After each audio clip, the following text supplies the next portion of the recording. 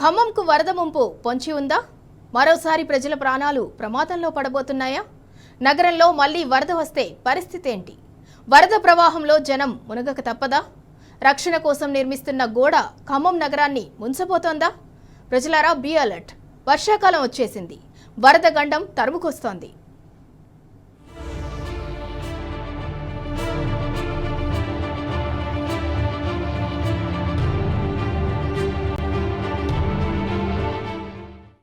ఖమ్మం నగరానికి వరద ముప్పు పొంచి ఉంది. మున్నేరువాగుకు ఒకవైపే రిటైనింగ్ వాల్ నిర్మాణం జరుగుతుంది. పాలేరు నియోజకవర్గానికి వరద ముప్పు తప్పించేందుకు గోడ నిర్మాణ పనులు చేస్తున్నారు. ఖమ్మం నగర పరిస్థితిని పాలకులు మర్చిపోయారు. నిజానికి పాలేరు కన్నా ఖమ్మం నగరంపై ప్రభావం ఎక్కువగా ఉంటుంది. రిటైనింగ్ వాల్ నిర్మాణ పనులు ముందు ఇక్కడ చేయాలి. మంత్రి పొంగులేటి శ్రీనివాసరెడ్డి ప్రోద్బలంతో మరోవైపు పనులు జరుగుతున్నాయని తెలుస్తోంది.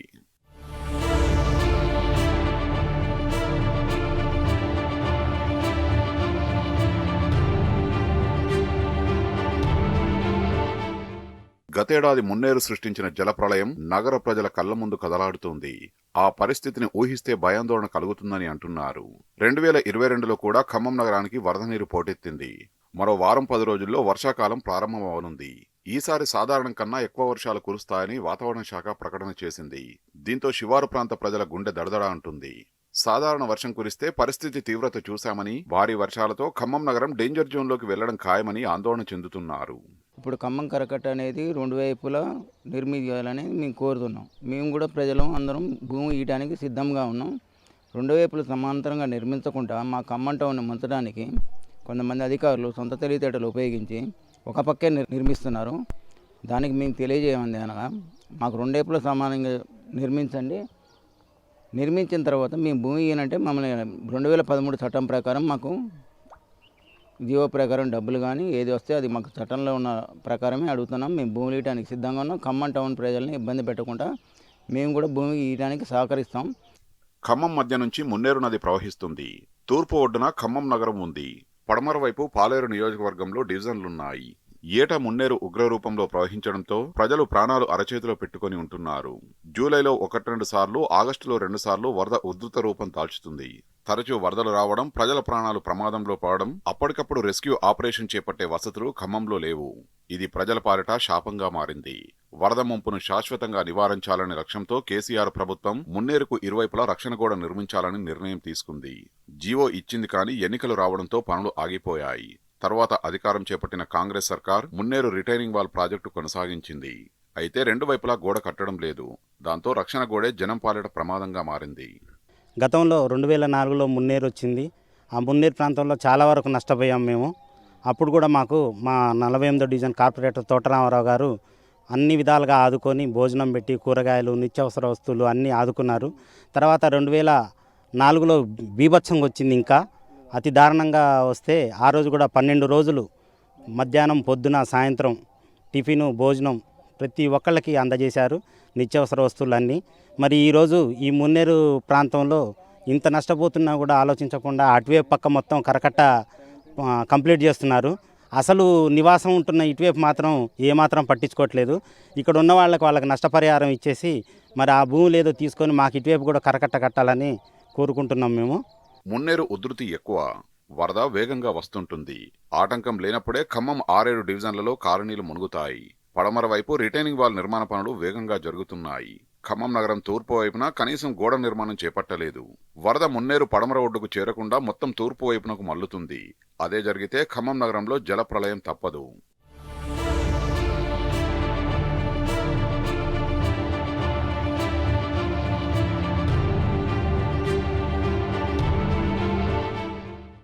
గతంలో ఆగస్టు తొలివారంలో వచ్చిన వరదలు మున్నేరు చరిత్రలో 100 ఏళ్ల రికార్డును బ్రేక్ చేశాయి.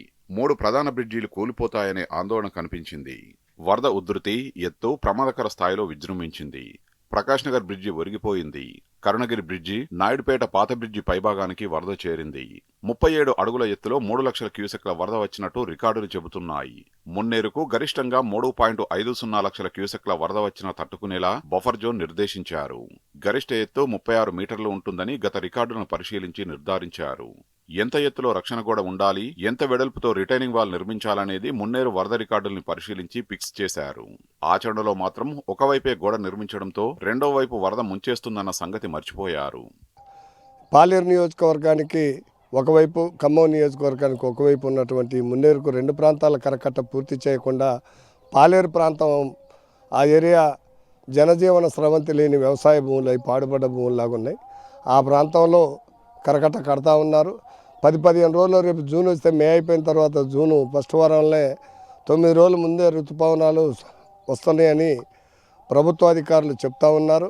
రేపు ఏమాత్రం చిన్న వరద వచ్చినా ఒక పక్క నీళ్లు పోవటానికి వీలు లేకుండా మళ్ళీ ఈ ప్రాంత ప్రజలంతా గోడువని మళ్ళీ ఇళ్ళు మునిగే ప్రమాదం ఉందని ప్రభుత్వం కానీ, జిల్లా యంత్రాంగం కానీ, ఇరిగేషన్ డిపార్ట్మెంట్ కానీ వెనువెంటనే స్పందించి ఈ ప్రాంత ప్రజలకి, ఇక్కడ నిర్వాసితులైన వాళ్ళకి ప్రత్యామ్నాయంగా కల్పించి వీళ్ళకి డబ్బులు కట్టించి ప్రభుత్వం తరఫున 2013లో ఇచ్చినటువంటి విధి విధానాల ప్రకారం ఇక్కడ కలెక్టర్ భవనానికి ఇచ్చారు, రైల్వే దోసలాపురం ఓవర్ బ్రిడ్జికి ఇచ్చారు. అదేవిధంగా నిన్నగాక మొన్న 3వ లైన్ పోయినటువంటి 48వ డివిజన్ పరిధిలో 55 కుటుంబాలకి మంచిగా 2013 ప్యాకేజీని ఇచ్చి గత ప్రభుత్వం ఆదుకుంది.